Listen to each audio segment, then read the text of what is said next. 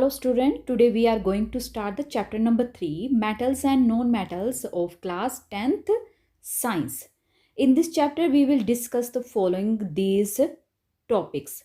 First is the introduction, then what are the physical property of metal and non-metal, what are the chemical properties of the metal, what is the reaction of the metal with the air, what is reaction of the metal with water, what is the reaction of the metal with the acid, and reaction of the metal with the solution of other metal salts.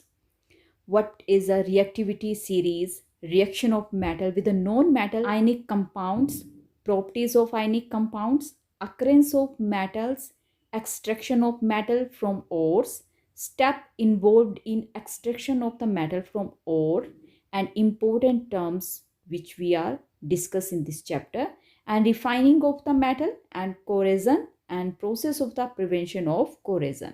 Starting the chapter with the introduction, and in this chapter we will going to discuss firstly element. In chemistry, an element is a pure substance which cannot be broken down by chemical means. Chemistry में अगर हम देखें तो element वो pure substance होता है जिसे हम किसी भी केमिकल रिएक्शन से उसको तोड़ नहीं सकते हैं. It consist of the atoms which have the identical numbers of the proton in their atomic nuclei. अब उनकी एटॉमिक न्यूक्लियाई में जो प्रोटॉन का नंबर होता है वो आइडेंटिकल होता है, सेम होता है. Element can be classified as metals and non metals. Element को हम मेटल और नॉन मेटल्स में क्लासिफाइड कर सकते हैं on the basis of their properties. उनकी प्रॉपर्टीज कैसी है उसके बेस पर हम एलिमेंट को मेटल्स और नॉन मेटल में डिवाइड कर सकते हैं, क्लासिफाइड कर सकते हैं. Example of the some metals are iron, aluminium, silver and copper. कुछ एक जो मेटल के एग्जाम्पल हैं वो यहाँ पे दिए हुए हैं, जैसे कि iron Fe, aluminium Al, silver Ag, copper Cu. Example of the some non metals are hydrogen, nitrogen, sulphur and oxygen. और कुछ एक नॉन मेटल की जो एग्जाम्पल है आपके पास हाइड्रोजन जिसका सिंबल जो है H है, nitrogen N, sulphur S and oxygen O. These are the some example of the metal and the non-metal. Next topic is physical properties of metal and non-metal. Property first is the luster. Metal has shining surface. जो metals होते हैं उनकी shining surface होती है.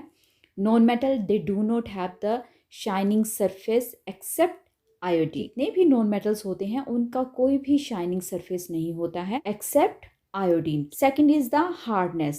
They are generally hard except sodium, lithium and potassium which are soft and cut with knife. Generally सभी के सभी metal जो होते हैं वो हार्ड ही होते हैं. सोडियम, लिथियम और पोटाशियम है जो हार्ड नहीं होते, वो सॉफ्ट होते हैं, उन्हें आप नाइफ से भी काट सकते हैं.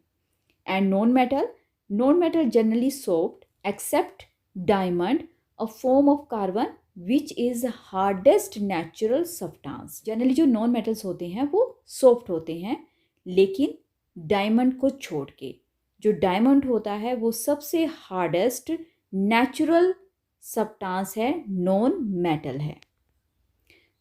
Third one is the state exist as solid except mercury. जितने भी मेटल्स होंगे वो आपको सॉलिड फॉर्म में मिलेंगे, लेकिन मरकरी जो है वो लिक्विड फॉर्म में आपको मिलती है. Non metal exist as solid और गैसेस एक्सेप्ट ब्रोमीन. जो नॉन मेटल्स होते हैं या तो वो सॉलिड फॉर्म में मिलते हैं या फिर आपको गैसेस फॉर्म में मिलेंगे एक्सेप्ट ब्रोमीन जो कि लिक्विड फॉर्म में मिलता है. Fourth one is the malleability. Metals can be beaten into thin sheets. Metals को आप पीट कर थिन शीट्स जो हैं बना सकते हैं. For example gold, silver are the most malleable metals. जो गोल्ड है और जो सिल्वर है वो सबसे ज़्यादा मेलेबल मेटल्स होते हैं. Non metals are non malleable. जितने भी नॉन मेटल्स होते हैं वो नॉन मेलेबल होते हैं. नेक्स्ट प्रॉपर्टी है ductility. Metals can be drawn into thin wires. Metals की हम थिन वायर जो है वो बना सकते हैं. They are non ductile. जबकि नॉन मेटल जो होते हैं दे आर नॉन डक्टाइल, उनसे हम वायर्स जो है नहीं बना सकते हैं. Sixth one is the conductor of the heat and electricity. Metals are good conductor of the heat and electricity. जितने मेटल्स होते हैं वो गुड कंडक्टर होते हैं हीट के भी और इलेक्ट्रिसिटी के. For example silver, copper, these are the best conductor of the heat. Lead, mercury, and these are the some poor conductor of the heat. Now non-metals are the poor conductor of the heat and electricity except graphite. जितने भी non metals होते हैं वो सभी के सभी poor conductor होते हैं इलेक्ट्रिसिटी के और हीट के एक्सेप्ट ग्रेफाइट के. Now seventh one is the density. Generally have high density and high melting point. जितने भी मेटल्स होते हैं उनकी जो डेंसिटी होती है वो हाई होती है, उनका मेल्टिंग पॉइंट भी बहुत ज़्यादा होता है एक्सेप्ट सोडियम एंड पोटाशियम क्योंकि ये सॉफ्ट मेटल होते हैं. Now non metal have low density and low melting point. जबकि नॉन मेटल जो होती है उनकी डेंसिटी भी लो होती है, उनका मेल्टिंग पॉइंट भी लो होता है. Eighth one is the sonorous. Metals produce a sound on striking a hard surface. जितने भी मेटल्स होते हैं जब हम किसी हार्ड सरफेस के ऊपर उसको स्ट्राइक करते हैं तो वहाँ पे साउंड जो है प्रोड्यूस होता है. They are not sonorous. जबकि नॉन मेटल जो होते हैं उनमें कोई आवाज़ नहीं होती है. Ninth one is the oxide. Metallic oxide are basic in nature. जितने भी मेटल के ऑक्साइड जब बनते हैं उनका नेचर जो होता है वो बेसिक होता है. Non metallic oxide are acidic in nature. जबकि नॉन मेटल के जो भी ऑक्साइड फॉर्म होती हैं वो एसिडिक फॉर्म में होती हैं. Next topic is chemical properties of metal. Metal की केमिकल प्रॉपर्टीज क्या क्या हैं. फर्स्ट इसमें है reaction of the metal with air. Metal का एयर के साथ ऑक्सीजन के साथ क्या रिएक्शन होता है. Metal combined with oxygen to form the metal oxide. जब भी मेटल ऑक्सीजन के साथ कंबाइन करती है तो मेटल ऑक्साइड वहाँ पे बनता है. Metal plus oxygen it gives metal oxide. Here are the some example. Copper plus oxygen it give copper oxide that is black in color. Second one is the aluminum plus oxygen, it gives aluminum oxide. While as the magnesium plus oxygen it gives magnesium oxide. The reactivity of the different metals are different with the oxygen.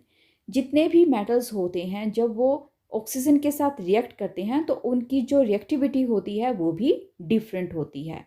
For example sodium and potassium react so vigorously that they catch fire if kept in open so that they are kept immersed in kerosene. Sodium और potassium इतने ज़्यादा vigorous होता है उनका reaction oxygen के साथ, अगर हम उनको ओपन में रहने दें तो एकदम से वहाँ पे आग जो है वो लग जाती है. इसलिए हमें उन्हें कैरोसिन ऑयल में इमर्ज करके डिप करके रखना पड़ता है. Second one is the surface of the magnesium, aluminium, zinc and lead are covered with a thin layer of the oxide which prevent them from further oxidation. जो surface होती है magnesium की या एल्यूमिनियम की या जिंक की या lead की बात करें तो वो जो है एक थिन लेयर ऑफ ऑक्साइड से कवर्ड अप होती है जिसकी वजह से जो फर्दर ऑक्सीडेशन होता है ऑक्सीजन की वजह से वो वहाँ पे नहीं होता है. Now iron does not burn on heating but iron feeling burn vigorously. अगर हम लोहे की बात करें, अगर हम आयरन की बात करें तो वो बर्न नहीं होता है हीट करने के ऊपर, लेकिन जब हम आयरन फीलिंग्स की बात करते हैं तो ऑक्सीजन की प्रेजेंस में वो बहुत तेज़ी से जलता है. Copper does not burn but it coated with the black copper oxide. Copper नहीं जलता है लेकिन इसके ऊपर एक कोट जो है वो प्रेजेंट हो जाता है जो कॉपर ऑक्साइड बनाता है which is black in colour. Au and Ag does not react with oxygen. जो आपका गोल्ड है और जो सिल्वर होता है वो ऑक्सीजन के साथ कोई रिएक्शन शो नहीं करता है. Next topic is the amphoteric oxide. Now what are the amphoteric oxide? Metal oxides which react with both acid as well as the bases to produce the salt and the water are called as the amphoteric oxide. Amphoteric oxide वो oxides metal oxides होते हैं जो acid के साथ भी react करते हैं और बेसिस के साथ भी रिएक्ट करते हैं. सोल्ट और वाटर जो है प्रोड्यूस होता है. For example aluminium oxide plus hydrochloric acid it gives aluminium chloride plus H2O. तो यहाँ पे आपके पास जो है एल्युमिनियम क्लोराइड बन रहा है और साथ में वाटर जो है वो रिलीज हो रहा है। जो एल्युमिनियम क्लोराइड है वो आपका एक सोल्ट है। Now aluminium oxide plus 2NaOH, that is the sodium hydroxide, it gives sodium aluminate which is a salt plus water. Then amphoteric oxide वो मेटल ऑक्साइड होते हैं जो एसिड के साथ भी रिएक्ट कर रहे हैं, बेस के साथ भी रिएक्ट कर रहे हैं, और जब उनका रिएक्शन कंप्लीट हो रहा है तो हमें एक सोल्ट मिलता है और साथ में वाटर मिलता है।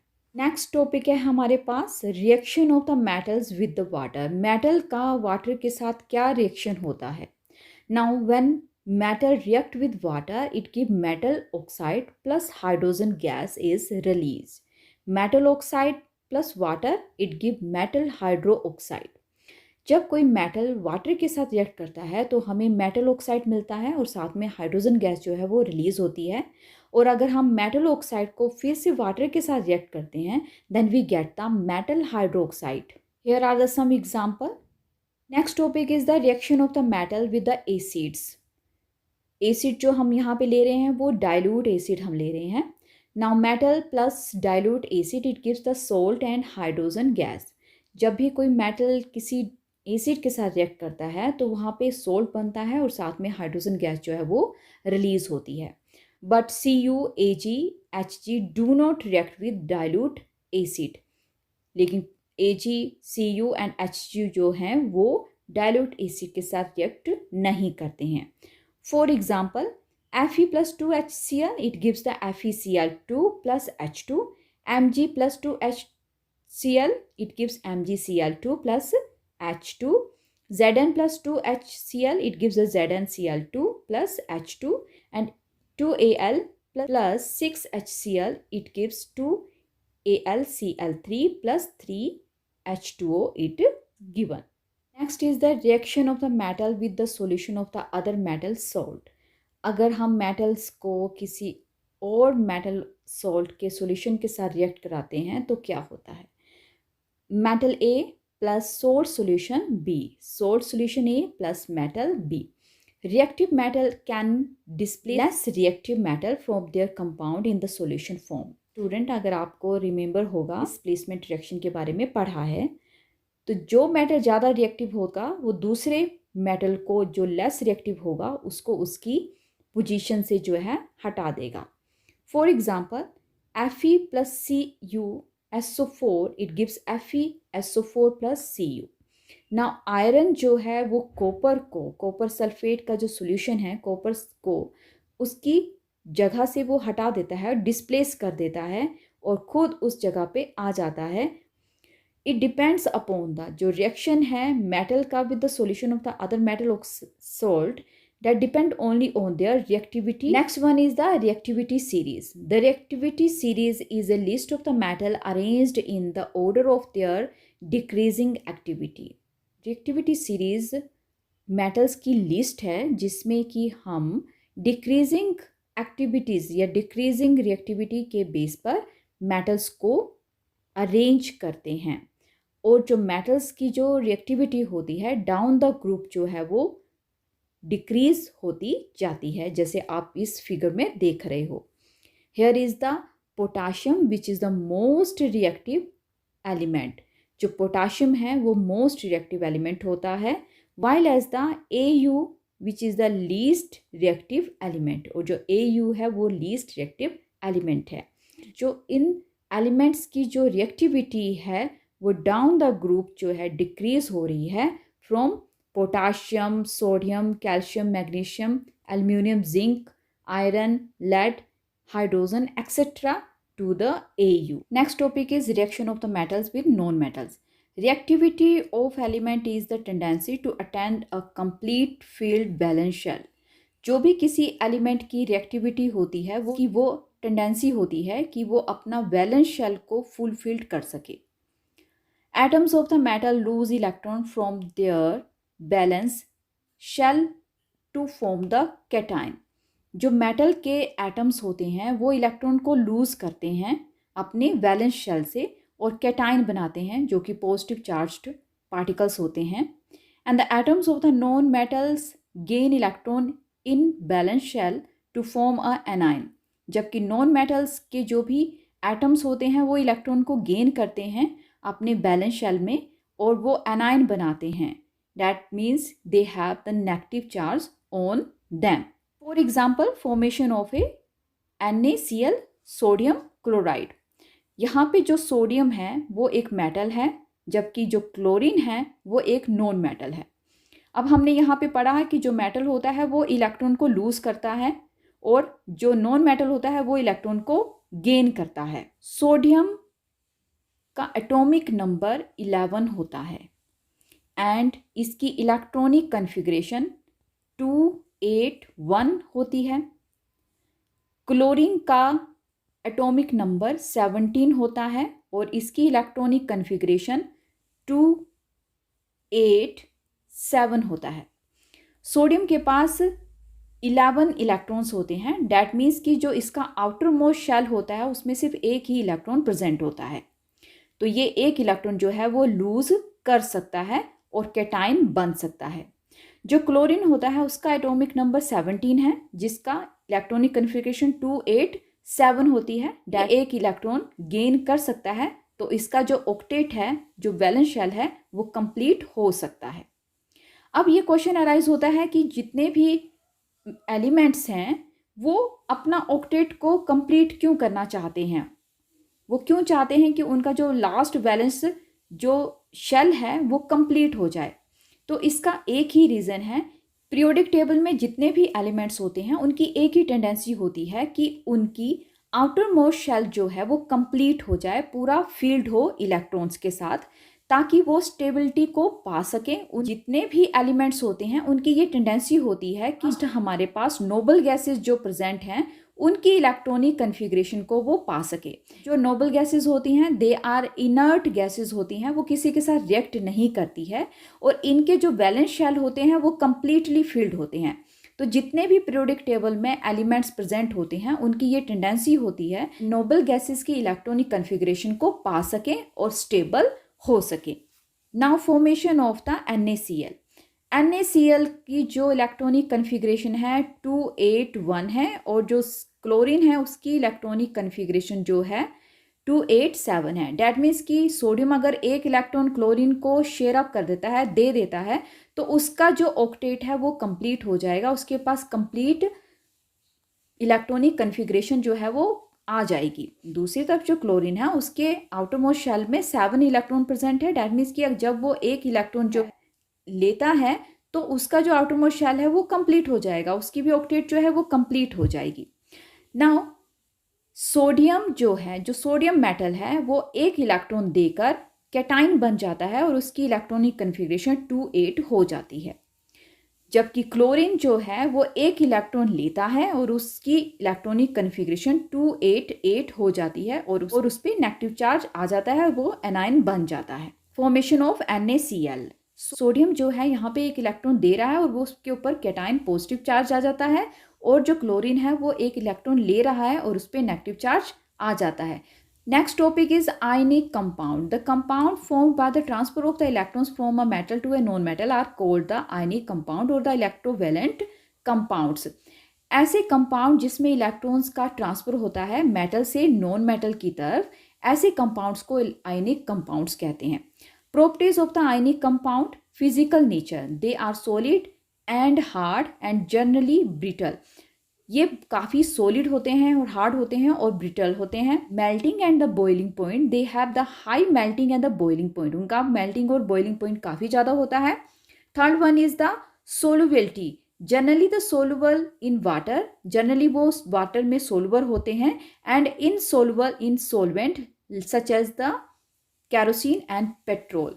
लेकिन कैरोसिन और पेट्रोल में ये इनसोलुबल होते हैं. Now conduction of the electricity. Ionic compounds conduct electricity in the molten and the solution form but not in the solid state.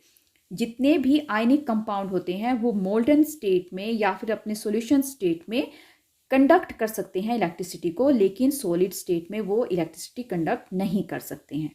Topic is the occurrence of the metals. Metals की occurrences कहाँ पे होती है? First जो occurrences है metal की वो two forms में होती है, one is the mineral and other is the ore. Minerals, the elements or the compound which occur naturally in the earth crust are called the minerals. ऐसे element या compound जो अर्थ के crust में naturally ढंग से पाए जाते हैं उन्हें हम मिनरल्स बोलते हैं. And the second one ore is the minerals that contain very high percentage of the particular metal and metal can be profitable extracted from it. Such minerals are called as the ore. ऐसे minerals जिसमें किसी एक particular metal की जो percentage है बहुत ज़्यादा होती है, मिनरल में से हम उस मेटल को एक्सट्रैक्ट कर सकते हैं, ऐसे मिनरल्स को हम ओर्स कहते हैं. Extraction of the metals from the ore. Ore में से मेटल्स को एक्सट्रैक्ट कैसे किया जाता है, इसके 3 स्टेप हैं. फर्स्ट है enrichment of the ores, second extraction of the metals and third one है refining of the metals. Now concentration of the ore. जो कंसंट्रेशन होती है ओर की, जिसमें कि मिनरल्स जो है उसमें कितना वो मेटल प्रेजेंट है कितना नहीं है, उसके बेस पर हम उसकी कंसंट्रेशन देते हैं. We divide the core on the basis of its metal concentration in 3 parts. First is the metal with the high reactivity, metal of the medium reactivity and the metal of the low reactivity. जो first है metal with the high reactivity, first हम इसको molten ओर लेते हैं और उसको electrolysis करते हैं और हमें प्योर मेटल मिल जाता है. Metal of the medium reactivity में हम carbonate ore and sulphide ore को सेपरेट करते हैं. कार्बोनेट ओर को हम लिमिटेड एयर में हीट अप करते हैं और उसकी कैल्सिनेशन करके हमें ऑक्साइड, मेटल का ऑक्साइड प्राप्त होता है, जिसकी हम रिडक्शन करते हैं और हमें प्योर जो मेटल है वो मिलता है. दूसरी तरफ जो सल्फाइड ओर होता है, हम उसको एक्सेस एयर में हीट अप करते हैं, रोस्ट अप करते हैं, हमें मेटल का ऑक्साइड मिलता है, उसकी रिडक्शन होती है और हमें प्योर फॉर्म जो है मेटल का मिल जाता है. Metal of the low reactivity, sulphide ore जो होता है उसको हम रोस्ट अप करते हैं in the presence of the oxygen and then we get the metal and then we refine that metal and we get pure metal. Step involved in extraction of the metal from ores. ore से metal को extract करने के step कौन कौन से होते हैं? First is the gang, roasting, calcination and reduction. These are the some important terms which must be known. First is the gang. Ores are usually contaminated with the large amount of the impurities such as soil and sand. That is called as the gangue. जो और हमें अर्थ के crust से मिलता है उसमें बहुत सारी इम्प्योरिटीज होती है, कंटेमिनेशंस होते हैं, जो सॉइल और सैंड हो सकता है. इस तरह के जो और प्रेजेंट होता है उसको हम गैंग बोलते हैं. Second one is the roasting. The sulphide ore are converted into oxide by heating the strongly in the presence of the excess air. This process called as the roasting. जब हम sulphide ore को air की presence में, excessive air की presence में गर्म करते हैं, हीट करते हैं, तो उसका ऑक्साइड फॉर्म हमें मिलता है जिसे हम रोस्टिंग कहते हैं. Now next one is the calcination. The carbonate ores are changed into oxide by heating strongly in the limited air. अगर हमारे पास कार्बोनेट ओर प्रेजेंट है और हम उनको हीट करते हैं लिमिटेड एयर में, तो हमें ऑक्साइड जो है उस मेटल का मिलता है. इस प्रोसेस को कैल्सिनेशन कहते हैं. Next one is the reduction. Metal oxide are reduced to corresponding metal by using reducing agent like the carbon. उसके बाद जो भी हमें मेटल ऑक्साइड मिल जाता है हम उसको रिड्यूस करते हैं by the mean of the carbon और हमें जो है प्योर मेटल मिल जाता है. Next topic is the refining of the metals. The most widely used method for refining impure metal is a electrolytic refining. Refining जो होती है मेटल्स की, हमें प्योर मेटल कैसे मिल रहा है, तो इसके लिए हम सबसे मोस्ट इम्पोर्टेंट जो मेथड है यूज़ करते हैं वो है electrolytic refining. Here is a setup of a experiment. In this experiment we have take the one tank, acidified copper sulfate solution, one anode, one cathode and wire with the switch and an cell. Now जो anode है आपका वो एक impure copper से बनी हुई एक road है. जो ये रोड है वो इम्प्योर कॉपर की बनी हुई है. एंड जो कैथोड है वहाँ पे कॉपर की जो है प्योर स्ट्रिप जो है वहाँ पे लगाई हुई है और ये दोनों जो है एक दूसरे के साथ अटैच्ड होते हैं by the mean of the wire which consist of one cell and a switch. On passing the current through the electrolyte, the impure metal from the anode dissolve into the electrolyte. जैसे ही हम current को पास करते हैं तो जो impure metal है anode की वो डिसॉल्व होना शुरू हो जाती है. N equivalent amount of the pure metal from the electrolyte is deposit at the anode. और उसी टाइम पे क्या होता है कि जो प्योर मेटल होती है वो कैथोड पे जमना शुरू कर देती है, वहाँ पे डिपॉजिट होना शुरू कर देती है. And the insoluble impurities of the anode, क्योंकि एनोड में हमारे पास क्या था, इम्प्योर फॉर्म थी, तो वहाँ पे इम्प्योर है, डैट मीन्स कि उसमें इम्प्योरिटीज़ होंगी. तो जो इम्प्योरिटीज़ होती हैं वो सेटल डाउन होना शुरू कर देती है और इन इम्प्योरिटीज़ को हम बोलते हैं anode mud. Next and the last topic is the corrosion. Corrosion, the surface of the some metal get corrode when they are exposed to the moist air for a long period of the time. This is called the corrosion. जब कभी कोई metal जो है काफ़ी time तक moist air के संपर्क में रहती है, कांटेक्ट में रहती है, तो वो खराब होना शुरू हो जाती है, corrode होना शुरू हो जाती है, सड़ना शुरू हो जाती है, उसकी रेस्टिंग होना शुरू हो जाती है. तो that process is called as the corrosion. For example silver become black when expose to air.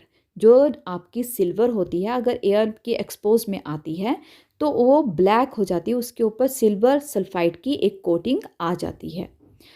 Second one is the copper react with the moist carbon dioxide. जो कॉपर होता है मोइस्ट कार्बन डाइऑक्साइड के साथ react करता है, जिसकी वजह से जो ग्रीन कोटिंग होती है कॉपर कार्बोनेट की बनती है.